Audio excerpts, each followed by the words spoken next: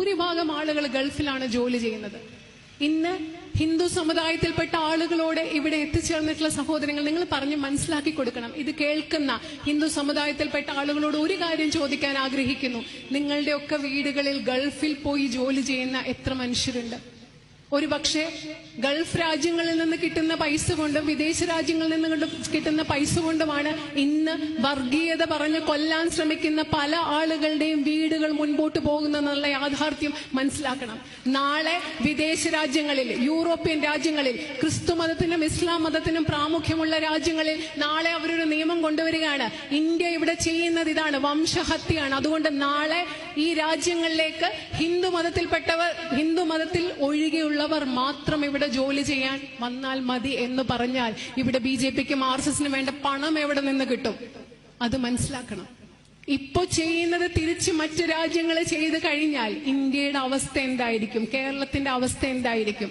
ഈ RSS BJPയിൽ പെടുന്ന ആളുകളുടെ കുട്ടികൾ എങ്ങനെ സ്കൂളിൽ പോകാൻ ഫീസ് കൊടുക്കും? അതുകൂടെ ആലോചിച്ചിട്ട് വേണം. RSSും BJPയും ഹിന്ദുക്കൾക്കും ഇന്ത്യക്കാർക്കും വേണ്ടിയാണ് ഇതൊക്കെ ചെയ്യുന്നതെന്ന് തെറ്റിദ്ധരിക്കപ്പെട്ട മനുഷ്യർ ഇത് ചിന്തിക്കാൻ എന്നുകൂടി ഒരു വലിയ അഭ്യർത്ഥനയുണ്ട്. കാരണം മതത്തിന്റെ പേരിൽ മനുഷ്യനെ വിഭജിച്ചിട്ട് ഒരു രാജ്യവും മുന്നോട്ട് പോയിട്ടില്ല. മതത്തിന്റെ പേരിൽ രാഷ്ട്രമുണ്ടായാൽ ആ രാഷ്ട്രം വലിയ പുരോഗതി പ്രാപിക്കും എന്നതിനൊരു ചരിത്രമില്ല. അങ്ങനെയാണെങ്കിൽ മതരാഷ്ട്രമായി മാറിയ പാകിസ്ഥാൻ എന്തുകൊണ്ടാണ് 1971 വിഭജിച്ച് അവിടെ നിന്ന് ബംഗ്ലാദേശ് ഉണ്ടായത്? ഇത്രയും മതങ്ങൾ ഒരുമിച്ച് പോകുന്ന ഇന്ത്യ എന്തുകൊണ്ടാണ് ഇത്രയും വർഷങ്ങൾ കൊണ്ട് വളർന്ന് ഈ BJP ഗവൺമെന്റ് അധികാരത്തിൽ വരുന്നതിന് മുമ്പ് വരെ ഈ രാജ്യത്തെ ഏറ്റവും വലിയ സാമ്പത്തിക ശക്തിയായിട്ട് മാറിയത്? അതുകൊണ്ട് ഒരിക്കലും മതമല്ല, മതത്തിനുപരിയായി മനുഷ്യനെ ഒരുമിപ്പിക്കുന്ന ധാരാളം ഘടകങ്ങളുണ്ട്. ഇന്ത്യക്ക് ഇന്ത്യയായി നിലനിൽക്കണമെങ്കിൽ ഇവിടെ എല്ലാ മതങ്ങളിലും പെട്ട ആളുകൾ ഒരുമിച്ച് നിന്നേ മതിയാവൂ. ഇന്ത്യയുടെ സാഹോദര്യവും സഹിഷ്ണുതയും നിലനിന്നേ മതിയാവൂ. അല്ലെങ്കിൽ ഇന്ത്യ എന്ന രാജ്യം ഇല്ലാണ്ടായി പോകും.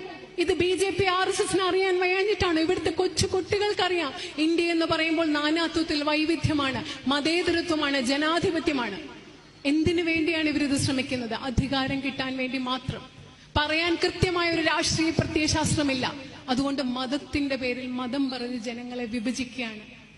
എങ്ങനെയാണിത് പറയേണ്ടതെന്ന് അറിയില്ല. കാരണം ഉള്ളിൽ അത്രമാത്രം വിഷമമുണ്ട്, തീയുണ്ട്. ഒരു രാജ്യം, ലോകം മുഴുവൻ ആദരിക്കുന്ന ഒരു രാജ്യം, ലോക മുഴുവൻ അഭിമാനത്തോടുകൂടി ബഹുമാനത്തോട് കണ്ടിരുന്ന ഒരു രാജ്യത്തെ ജനങ്ങളെ, മനുഷ്യരെ പ്രത്യേകിച്ച് ഒരു കാരണവും ഇല്ലാതെ ഇങ്ങനെ ഇഞ്ചിഞ്ചായി മനുഷ്യന്റെ മനസ്സിൽ ഭീതിയും വേദനയും നിറയ്ക്കുമ്പോൾ വല്ലാത്ത വിഷമമുണ്ട്, ആശങ്കയുണ്ട്. എന്തിനാണ് ഇവരിത് ചെയ്യുന്നതെന്ന്. ഈ പറയുന്ന മനുഷ്യർ, ഈ പറയുന്ന പ്രത്യയശാസ്ത്രത്തിൽ വിശ്വസിക്കുന്നവർ ഒരല്പം പോലും ഈശ്വര വിശ്വാസികളോ ദേശസ്നേഹികളോ ആണെന്ന് നമുക്ക് പറയാൻ സാധിക്കുമോ? യഥാർത്ഥ ഈശ്വര വിശ്വാസിക്ക്, യഥാർത്ഥ ദേശസ്നേഹിക്ക്, യഥാർത്ഥ ജനസ്നേഹിക്ക്, മനുഷ്യ സ്നേഹിക്ക് ഇങ്ങനെ ചെയ്യാൻ പറ്റുമോ? അതുകൊണ്ട് നമ്മൾ ആദ്യം ഈ യാഥാർത്ഥ്യം മനസ്സിലാക്കണം. നമ്മുടെ മുൻപിലുള്ള രണ്ടാമത്തെ ചോദ്യം, ഈ യാഥാർത്ഥ്യം മനസ്സിലാക്കി കഴിഞ്ഞാൽ നമ്മൾ ഇതിനോട് എങ്ങനെ പ്രതികരിക്കണം? നമ്മുടെ സമരങ്ങളെ നമ്മൾ എങ്ങനെ മുൻപോട്ട് കൊണ്ടുപോകണം? അത് വളരെ പ്രധാനപ്പെട്ടതാണ്. നേരത്തെ പറഞ്ഞതുപോലെ ഓരോ നിമിഷവും ഈ സമരത്തിന്റെ ഭാഗമാകുമ്പോൾ ഓർക്കണം, അറിയാം എനിക്ക് വളരെയധികം ബുദ്ധിമുട്ടുണ്ട്. എന്റെ സഹോദരങ്ങളെ, എന്റെ കൂടെയുള്ള ഇന്ത്യക്കാരെ മതത്തിന്റെ പേരിൽ, മനുഷ്യരെ ഇവര് ഇല്ലായ്മ ചെയ്യാൻ ശ്രമിക്കുകയാണ്. പക്ഷേ എവിടെ തുടങ്ങിയോ അതവിടെ നിർത്താൻ, ഈ രാജ്യത്ത് മുഴുവൻ ഇത് പടരാതിരിക്കാൻ നമ്മൾ ശ്രമിക്കേണ്ട ഒരു ഉത്തരവാദിത്വം നമുക്കുണ്ട്. വർഗീയതയുടെ കാട്ടുതീ പടർത്താൻ അവർ ശ്രമിക്കുമ്പോൾ നമ്മൾ എന്ത് ചെയ്യണം? നമ്മുടെ കയ്യിൽ ഒരു കപ്പ് വെള്ളമാണ് ചിലപ്പോൾ ഉണ്ടാവുക. പക്ഷെ ആ വെള്ളം ഒഴിച്ച് ആ തീ അണയ്ക്കാൻ നമ്മൾ ഓരോരുത്തരും ശ്രമിച്ചുകൊണ്ടിരിക്കണം. എങ്ങനെ അത് ചെയ്യുന്നത്?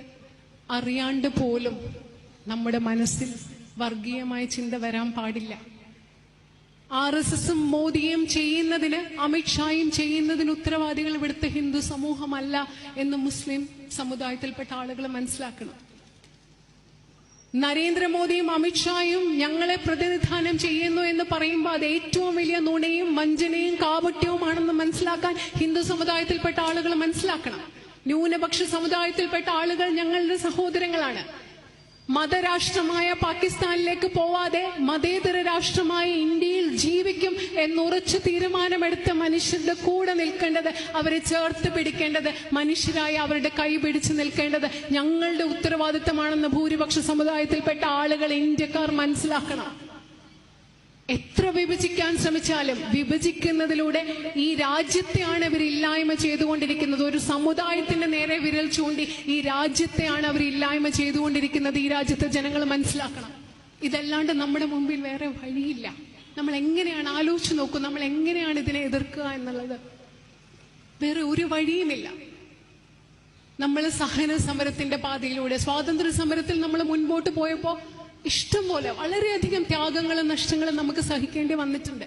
ഇപ്പോഴും നമ്മൾ സഹിക്കുകയാണ്. എന്തിനു വേണ്ടിയാണ്?